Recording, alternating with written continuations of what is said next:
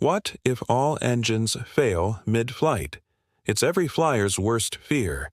What happens if all engines fail? Believe it or not, planes can glide for miles. The secret: pilots are trained to manage engine-out scenarios using physics, planning, and nerves of steel. When a plane loses power, the first thing the pilot does is identify the problem.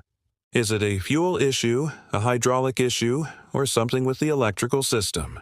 Once they figure out what's wrong, they'll try to restart the engine. If that doesn't work, they'll have to glide the plane to the nearest airport. But how do they do that?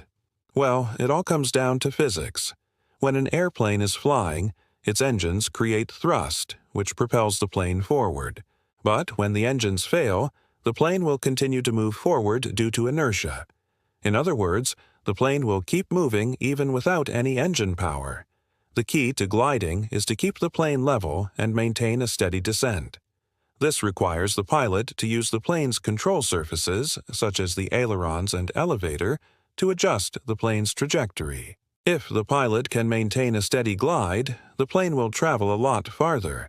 But what if the plane starts to lose altitude too quickly? In that case, the pilot will deploy the speed brakes, which are located on the wings and designed to increase drag. By increasing the drag, the plane will lose altitude more slowly. In some cases, the pilot may also need to ditch the plane. This means landing the plane in a body of water. If the pilot is able to ditch the plane safely, then everyone on board can evacuate through the emergency exits. But what if there's no body of water around? In that case, the pilot may attempt a crash landing. The goal of a crash landing is to minimize the damage to the plane and protect the safety of the people on board. Now, you might be wondering, how far can a plane glide? It all depends on the type of plane and the conditions, but most commercial planes can glide for at least 10 miles, some even farther. In the case of the Airbus A320, the pilot was able to glide the plane for over 15 miles without any engine power. In fact, the Airbus A320 has a glide ratio of 7:1. This means that for every 100 feet the plane loses altitude, it will travel 700 feet horizontally.